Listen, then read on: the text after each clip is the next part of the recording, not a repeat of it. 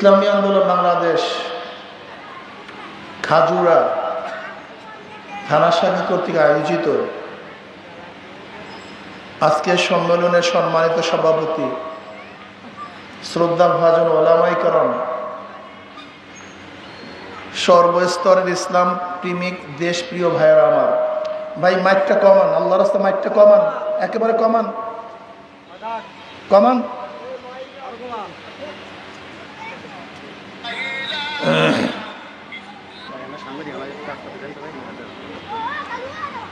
ইসলামী আন্দোলন বাংলাদেশ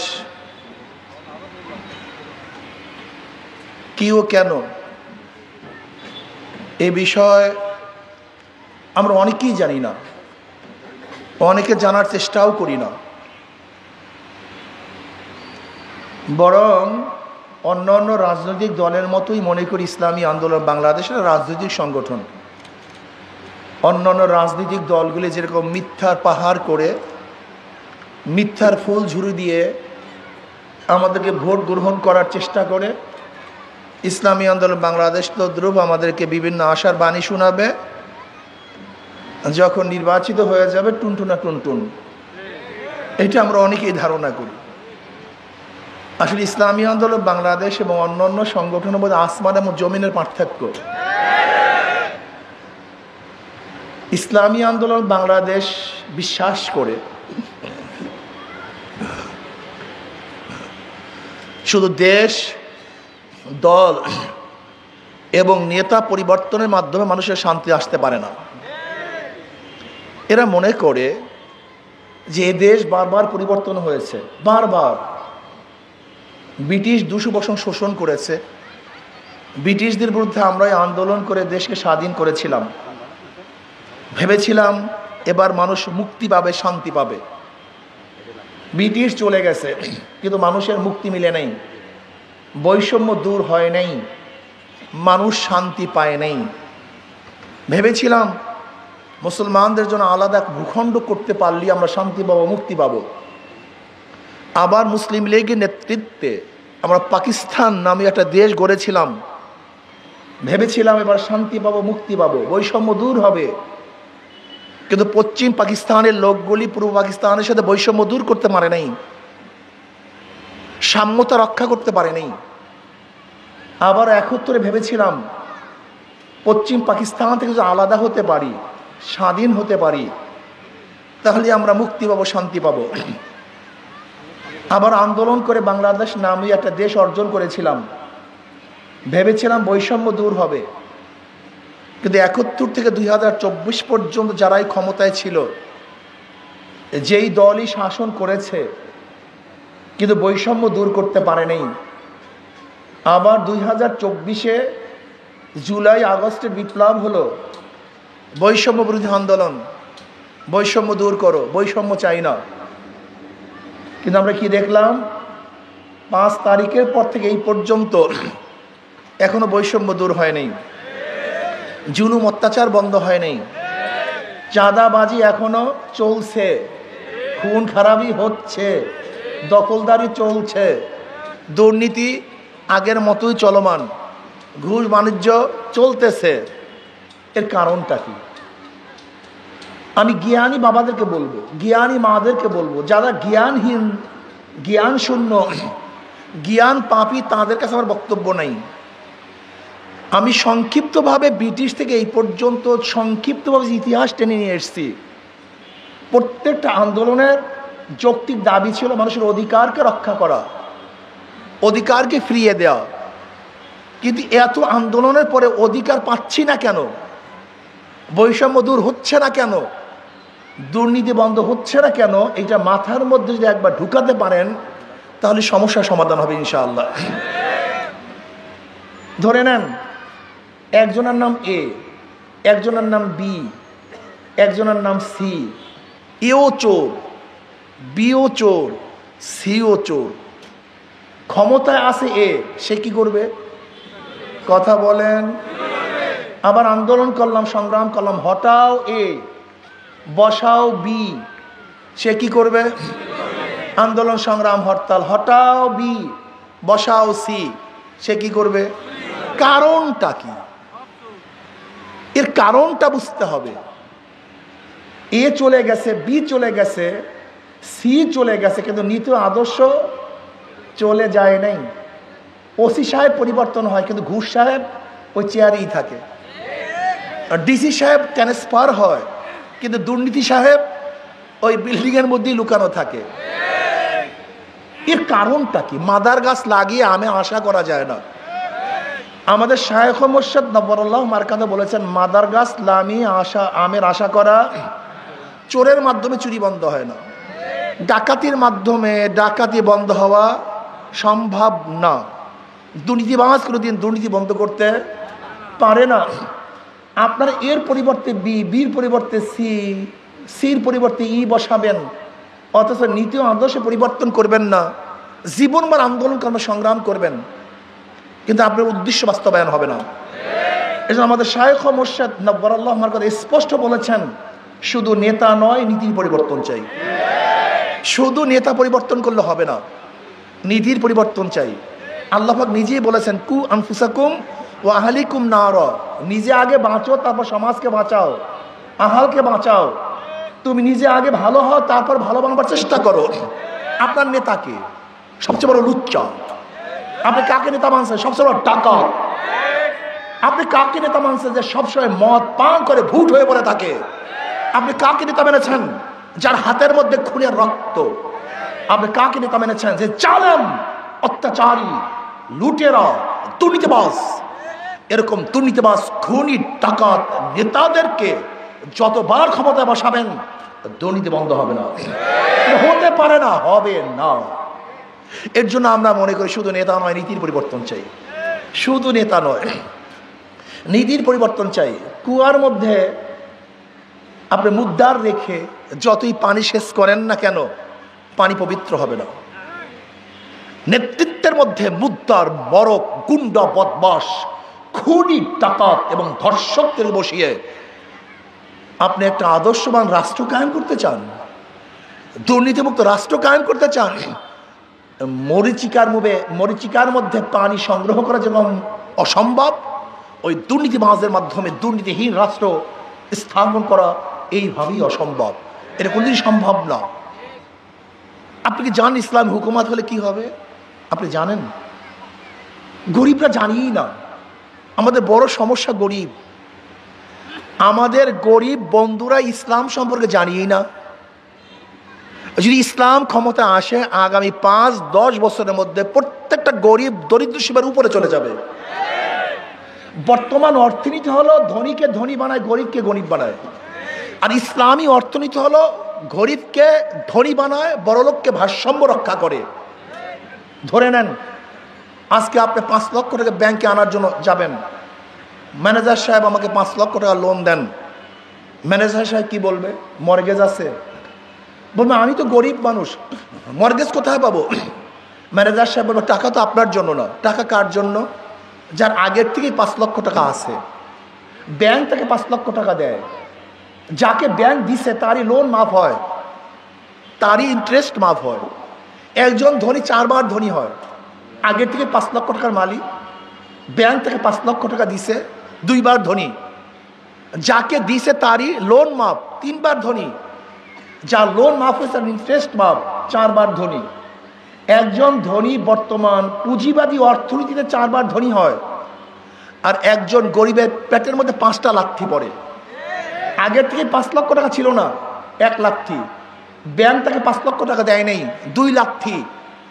তার ঋণ মাফ হয় নাই, 3 লাথি। তার ইন্টারেস্ট মাফ হয় না, 4 লাথি। আর যেই বড় লোকের লোন মাফ করা হয়েছে, ওই টাকাগুলো যদি বাংলাদেশ ব্যাংকে থাকতো, আমি বাংলাদেশের নাগরিক হিসাবে সেই টাকারও একটা মালিক ছিলাম। বড় লোককে মাফ করার কারণে আমার পেটের মধ্যে, গরিবের পেটের মধ্যে 1 লাথি। তাই বড় লোকরা পায় 4 বার ধনী, আর গরিবরা পায় 5টা লাথি। এই বর্তমান পুঁজিবাদী অর্থনীতি গরিবদেরকে কোনোদিন ধনী বানাতে পারবে না। আপনি কি জানেন বাংলাদেশের গোটার টাকা কয়জনের কাছে? এই বাংলাদেশের গোটা জনগণের কাছে যেই পরিমাণের টাকা, মাত্র 20 পরিবারের কাছে এই পরিমাণের টাকা। মাত্র 20 পরিবারের কাছে। এই যে বাংলাদেশের যত মানুষ দেখেন, এই পরিমাণের টাকা সমস্ত মানুষের কাছে যেই পরিমাণের টাকা, মাত্র 20 পরিবারের কাছে সেই পরিমাণের টাকা আছে। আপনি কি জানেন বিগত 16 বৎসরে কত টাকা শুধু বিদেশ পাচার হয়েছে? 28 লক্ষ কোটি টাকা। কত লক্ষ কোটি টাকা? 28 লক্ষ কোটি টাকা শুধু বিদেশ পাচার হয়েছে। বাংলাদেশের এক বছরে বাজেট 7 লক্ষ কোটি, আর বিদেশে পাচার হয়ে গেছে 28 লক্ষ কোটি টাকা। আপনি দেখেছেন তৎকালীন সময় তথ্যমন্ত্রী একটা বক্তব্য দিয়েছিলেন। কি বক্তব্য? যে বাজেট করি গ্রামের জন্য 100 টাকা, গ্রামে পৌঁছে 10 টাকা আর 90 টাকা চুরি হয়ে যায়। আপনার রিপোর্টে দেখেছেন বরাদ্দ হয় 100 টাকা, 30 টাকার কাজ হয়, 70 টাকা চুরি হয়। আমাকে অনেকেই প্রশ্ন করেছে ইসলামী হুকুমাত হলে কি হবে। আমি বললাম এক কথায় বলবো না ব্যাখ্যা দিয়ে বলবো? বলে এক কথা বললেই ভালো হয়। আমি বললাম ইসলামী হুকুমাত হলে এখন যেই বরাদ্দে যেই কাজ হয় তার সে 100 গুণ 70 গুণ কাজ বেড়ে যাবে। তার মানে এখন যদি বরাদ্দে কাজ হয় 30টা ব্রিজ হয়, একই বরাদ্দ ইসলামী হুকুমাত হলে 100 ব্রিজের কাজ হবে। এখন যদি বরাদ্দে 30টা রাস্তা হয়, একই বরাদ্দ ইসলামী হুকুমাত হলে 100টা রাস্তা হবে। যদি এখন একই বরাদ্দে 30টা প্রতিষ্ঠান হয়, ইসলামী হুকুমাত হলে একই বাজেটে 100টা প্রতিষ্ঠান হবে। এখন যদি বরাদ্দে 30 জনের খেদমত হয়, ইসলামী হুকুমাত হলে একই বরাদ্দের মাধ্যমে 100 জন লোক উপকৃত হবে। তার মানে এখন 70% টাকা চুরি হয়, ইসলামী হুকুমাত হলে একটা টাকাও চুরি হবে না। এর ছোট্ট উদাহরণ দেয়, ছোট্ট। যেহেতু আপনাদের মাথার মধ্যে তো হাজারো গোবর ঢুকছে, নাপাক ঢুকছে, এর জন্য আপনাদের মাথায় ঢুকছে না ইসলাম হুকুমাত হলে কি হবে।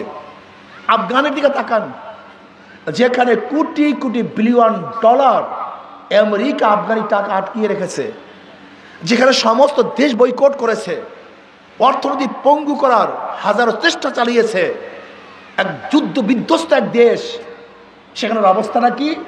যেখানে সমস্ত অর্থনীতিবিদরা মনে করছে, সমস্ত অর্থনীতিবিদরা মনে করছে ওরা দুর্ভিক্ষে সবাই মারা যাবে, খানার জন্য কাক কুকুরের সাথে মানুষগুলি লড়াই করবে, ক্ষুধার্ত অবস্থায় মানুষ ভুকে মরবে। কিন্তু আমরা কি দেখলাম? মাত্র 2 বছরের মধ্যে গোটা দুনিয়ার চেয়ে তাদের অর্থনীতির অবস্থা সবচেয়ে বেশি রান করেছে, সবচেয়ে বেশি ডেভেলপ করেছে মাত্র 2 বছরে। আপনি বিশ্বাস করতে পারবেন না, যদি চুরি মুক্ত একটা দেশ করতে পারেন তাহলে 5 বছর 10 বছরের মধ্যে দেশ কোথায় চলে যাবে আপনি বিশ্বাস করতে পারবেন না। আমি চ্যালেঞ্জ দিয়ে বললাম গোটা ইসলামী অর্থনীতি গরিবদের জন্য, কিন্তু আমি আশ্চর্য হয়ে যাই গরিব ইসলামকে পছন্দ করে না কেন? এর কারণটা কি আমি বুঝতেই পারি না। গোটা ইসলামের অর্থনীতি কাদের জন্য? জাকাত কাদের জন্য? ওসর কাদের জন্য? মানত কাদের জন্য? দান কাদের জন্য? সদকা কাদের জন্য? ফিতরা কাদের জন্য? ইসলামের গোটা অর্থনীতি গরিবদের জন্য। কিন্তু কপাল পরা গরিবের গোষ্ঠী, এই কপাল পরা গরিবের গোষ্ঠী ইসলামকে পছন্দ করে না। আরে নিজের ভালো তো পাগলেও বুঝে, নিজের ভালো তো আসলে পাগলেও বুঝে, এগুলো পাগলের চেয়ে মাথা খারাপ। ইসলামকে পছন্দ করে না। অথচ ইসলামের গোটা অর্থনীতি গরিবদের জন্য, বড় লোকদের জন্য ভারসাম্য সৃষ্টি করে, আর গরিবদেরকে দরিদ্র সীমার উপরে নিয়ে যায়। আপনি কি জানেন ওমর ইবনে খাত্তাব রাদিয়াল্লাহু জামানায় জাকাতের টাকা নিয়ে রাস্তায় রাস্তায় ঘুরছে, কিন্তু জাকাত গ্রহণ করবে এরকম কোনো মানুষ নাই, সব ধনী হয়ে গেছে। আমি দেখতেছি সেই দেশ, আমি দেখতেছি সেই বাংলাদেশ, যে বাংলাদেশের এক সময় সমস্ত গরিবগুলি দরিদ্র সীমার উপরে চলে যাবে, সুন্দর বস্ত্র পরিধান করবে, একজন মানুষ ক্ষুধার্ত থাকবে না, চিকিৎসাহীন একটা মানুষও থাকবে না, একজন মানুষও খোলা আকাশে এসে ঘুমাবে না, সমস্ত মানুষ সুখে শান্তিতে বসবাস করবে, যেখানে ক্ষুধার তাড়নায় কোনো মা তার বাচ্চাকে বিক্রি করবে না, যেখানে ক্ষুধার যাতনায় কোনো পরিবার আত্মহত্যা করবে না। আমি সেই যুগের সেই দিনের আশা করতেছি, আমি সেই দিনের স্বপ্ন দেখতেছি। ইনশাআল্লাহ আজকে হোক কালকে হোক, মানুষ যখন বুঝবে ইসলামী শান্তি, ইসলামী মুক্তি, ইসলামী কল্যাণ, ইসলামী সুখ, ইনশাআল্লাহ মুসলমান, হিন্দু, বৌদ্ধ, খ্রিস্টান তখন ইসলামী আদর্শ গ্রহণ করবে শুধু দুনিয়াতে ভালো থাকার জন্য, দুনিয়াতে মুক্তি পাওয়ার জন্য, পেট পুড়িয়ে খাওয়ার জন্য, সুন্দর বস্ত্র পরিধান করার জন্য, ভালো মতো থাকার জন্য এবং ভালো চিকিৎসার জন্য, অন্ন বস্ত্র বাসস্থান এবং শিক্ষা চিকিৎসার জন্য সমস্ত মানুষগুলি ইসলামকে গ্রহণ করবে ইনশাআল্লাহ। আপনারা বুঝান, ইসলাম মানেই শান্তি, ইসলাম মানেই মুক্তি। অত ইসলামী ফোবিয়া তোমার মাথার মধ্যে, আমার মাথায়, আমার মধ্যে এমনভাবে ঢুকানো হয়েছে, ইসলাম মানেই গজব, ইসলাম মানি আজাব, ইসলাম মানি বার্ডেন, ইসলাম মানি পর্বত পাহাড়, না জানি কি হয়ে যায়। আমাকে এক গাঁজাখোর বলতেছে, হুজুর ইসলাম হুকুমাত হলে আমার গাঁজার অবস্থাটা কি হবে? সে নেশাগ্রস্ত মানুষ, বলতেই পারে। আমি বললাম, বাবা তুমি কি মসজিদে গিয়ে গাঁজা সেবন করতে পারো? বলে না হুজুর। আমি বলি কেন? বলে মসজিদে তো গাঁজা সেবনের পরিবেশ নেই। আমি বললাম, দেখো ইসলামী হুকুমাত হলে গোটা বাংলাদেশটাই এরকম পরিবেশ হয়ে যাবে যেখানে তুমি গাঁজা সেবন করতেই পারবে না। তুমি গাঁজা সেবন করতে পারবে না, তোমাকে চাপ দিবে না, প্রেশার দিবে না, এমনিতে তোমার মন থেকে বলবে আমি গাঁজা পান করব না। তুমি মদ পান করছো, এমন সুন্দর পরিবেশ সৃষ্টি করা হবে যেখানে তোমার মন থেকে মদ পান করতে মনে চাইবে না। তুমি চুরি করতেছো, তোমার টেনশন নাই আমার চুরির অবস্থাটা কি হবে। ইসলামী হুকুমাত হলে এমন এক পরিবেশ সৃষ্টি হবে যেখানে তোমার চুরি করার প্রয়োজন হবে না, বরং তুমি কেন ক্ষুধার্ত, সরকার তোমাকে ডেকে ডেকে তোমার ক্ষুধা নিবারণের চেষ্টা করবে। তোমাকে চেষ্টা করতে হবে না, চুরি করার দরকার নেই। ইসলামী হুকুমাত যদি হয়ে যায়, আমার অনেক মা বোনেরা মনে করে আমার অবস্থা কি, অথচ ইসলাম মেয়েদের সবচেয়ে বেশি সম্মানিত করেছে, সবচেয়ে বেশি ইজ্জত দান করছে। শুধু সম অধিকার নয়, অগ্রাধিকার দান করছে। আমরা মেয়েদের সম অধিকার চাই না, অগ্রাধিকার চাই। আমরা ন্যায্য অধিকার চাই। আমরা কি চাই? ন্যায্য অধিকার চাই। আমরা চাই না যে আমিও 2 মনের বস্তা রানবো আর সম অধিকার হিসেবে আমার মেয়েটাও 2 মনের বস্তা রানবে, এইটা আমি চাই না। বরং আমি কি চাই? আমার মা বোনরা যেন ঘরে বসে বসে কাজ না করেও ওরা ক্ষুধা নিবারণ করতে পারে, অর্থ পায়, টাকা পায়, এরকম অগ্রাধিকার দিতে চাই। যেমন আফগানে দেখা যায় মেয়ের অফিস করতে হয় না, অফিস ছাড়াই ঘরের মধ্যে তাদের টাকা পৌঁছে যায়। এরকম একটা সমাজ করতে চাই যে সমাজের মধ্যে কোনো বিধবা টেনশন করবে না, এতিমরা টেনশন করবে না, কোনো মিসকিন টেনশন করবে না, কোনো গরিবরা টেনশন করবে না, বরং সরকার খুঁজে খুঁজে প্রত্যেকের ক্ষুধা নিবারণ করবে, বস্ত্রহীনকে বস্ত্র প্রদান করবে, চিকিৎসাহীনকে চিকিৎসার ব্যবস্থা করবে। যেই সমস্ত গরিব সন্তানদের বাচ্চাগুলি মেধাবী, অর্থের অভাবে পড়তে পারে না, উচ্চশিক্ষা লাভ করতে পারে না, সরকার খুঁজে খুঁজে তাদেরকে উচ্চশিক্ষা শিক্ষিত করার ব্যবস্থা গ্রহণ করবে। ইসলামী হুকুমত।